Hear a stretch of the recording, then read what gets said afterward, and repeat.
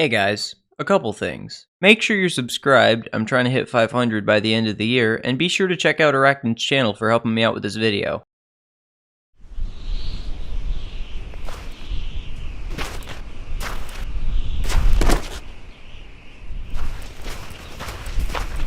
Bro, what are you doing in the middle of the desert?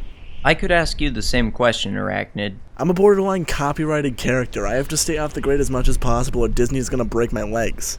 But seriously, why the sudden Nathan Drake syndrome? Well, to be frank, I've lost faith in capitalism.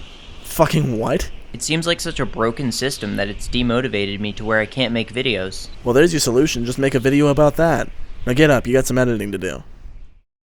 Ah, capitalism, the lifeblood of American consumerism and the driving force that allows obesity rates to skyrocket higher than the national debt. As with capitalism, you have many corporations that have risen up to provide services and products for us, the consumer. And with these millions of corporations, you'll see them competing for the attention of us, the consumer, so we can give them our cold hard cash. But there are some tactics that companies use that are more questionable than others in order for you to get to like them. But while I disagree with a lot of the business practices that these companies use, I'm a big fan of capitalism. Personally, I like not starving to death because the inflation rate is so high that money is worthless, but maybe that's just me. Sometime during 2016, a marketing executive at Wendys offered up a minimum wage worker's soul to Cthulhu in a blood sacrifice in order to figure out how they could make more money. As the body of the drive-thru worker was tossed into the black void, Cthulhu answered back in a dark and ethereal voice, "Man, I don't know, go on iFunny or something." Unfortunately, Cthulhu hadn't been on the internet for about 10,000 years, so he didn't know much of what he was talking about. And thus, this abomination of an ad was born. Spicy goodness, like a bow. Since the video went viral, Wendys got a ton of free publicity, and not completely in a bad way. No one goes to Wendys because of their highbrow and topical humor, they go there for the food. So while we make fun of them, their ad just made them more money. Either this is because the marketing team is a bunch of geniuses, or because of sheer luck. I'm gonna go with the latter. This seemed to be the tipping point for all of these companies to come out of the woodwork and try to be relatable to the modern generation of possible customers. The floodgates of hell opened, and every company with the ability to create a Twitter account flooded to the site in the hopes to relate to the younger demographic. But a problem arose. These companies were incredibly out of touch. 9 times out of 10, trying to be trendy online for marketing campaigns isn't going to work out for these companies because they have no idea what they're doing. Most of these dusty old dudes haven't been outside for over 400 years because the moment they come in contact with any natural sunlight, they instantly turn into dust. Wendys had it right with the roasts because it was original. Nobody expected a company to interact directly with potential customers like this because it had never been done before. Usually, companies and corporations were just sitting on the sidelines, simply selling their product with the occasional interaction. But Wendys pushed the envelope by acting like a real person instead of a large corporate entity, which made them more relatable. Unfortunately, they don't know what the average consumer likes, so they like to guess. Johnson, we need to be trendy on Twitter again. Any ideas? Oh, looks like you're busy. I'll come back later. We've all seen the horrible attempts at brands trying to seem like they know what they're talking about, when in reality, it just looks like an 18-car pileup in slow motion. It's ironic that these businesses are so oblivious to the fact that their target audience is the one who dislikes their marketing strategies the most, and mocks them relentlessly. But even when people voice their opinions about this, the companies keep shoving relatability down our throats to the point where you feel extremely pandered to. To explain what pandering is, look no further than brand Twitter. Pandering means trying to relate to a specific demographic of people, which isn't inherently bad at first glance. Keep in mind that I said at first glance.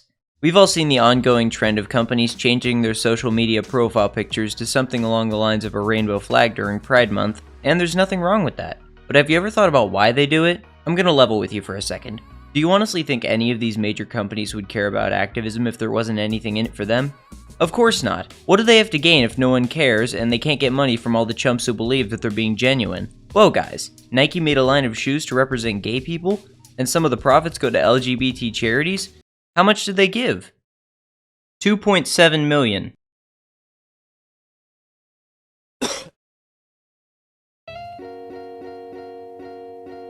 If you went temporarily deaf while my introduction rang out, you're probably wondering why the more eloquent baby's first geometry project just turned into a closeted OC.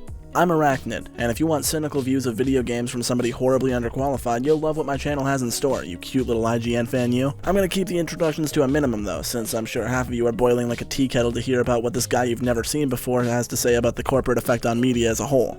Personally speaking, I've most commonly experienced the cold, emotionless, yet oddly firm and reassuring grasp of large corporations' effect on media more so than anything else. So that'll be the subject of my segment of this video. Since I'm not all too down to talk for untold minutes about shit I don't know about and couldn't be fucked to learn, I think the most annoying thing about large companies' effect on media, particularly video games in my case, is a blatantly overlooked oversaturation of the same exact game being copy-pasted 1, 2, or 300 too many times. I'm sure no attention needs to be drawn towards this travesty of a franchise, but Call of Duty is just the one people turn to because it's cool to make fun of and it's been doing it for a long time.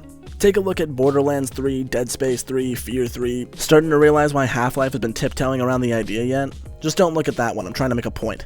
These games weren't ideas, they weren't creative attempts at telling an interesting story, they weren't a thoughtful love letter to the previous game or a gracious attempt at improving every aspect. They were soulless cash grabs fully designed to capitalize on pre-existing success in a low-effort, risk-free way. And who's to blame them? It works and it's gonna keep working, since a consumer is 10 times more likely to buy something based on familiarity than anything else.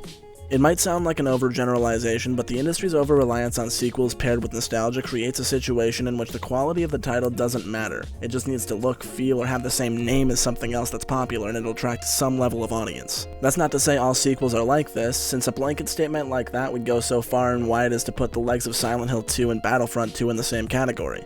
And if anyone were to even think of suggesting that to me, they'd be sliding down the flagpole ass first before you can say pegging. I understand most of this might sound like pointless rambling without a clearly designed destination, but I can't help the fact that that's exactly what it is. It's frustrating to notice a cycle that can be so easily used to exploit consumers while also understanding that there's nothing you can do about it. I'm personally annoyed at the cycle of greedy people oversaturating a market made popular by the creative, ultimately discouraging future creative endeavors out of fear of being rendered completely obscure from the public. At the end of the day, I'm just a guy complaining about it all with no voice or impact behind my words to back myself up. Still, the cynicism has gotten me this far. And if you're interested in seeing more of what that entails, maybe check out my channel if any of the pointless rambling above piqued your fancy at all. And for the rest of you who managed to figure out the square doesn't go in the triangle hole, thanks for at least listening to my points and entertaining this decrepit wannabe dropout. Thanks, Arachnid. Anyway guys, thanks for watching. Make sure to like, comment, and subscribe. Big shout out to Arachnid for helping me with this video. I really recommend you go check out his channel. Also, I have a Discord server where you can get updates about videos and know when I'm live streaming. Join below.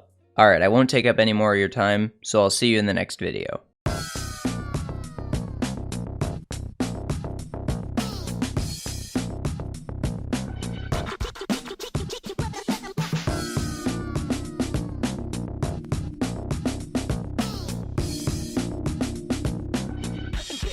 On a Friday night.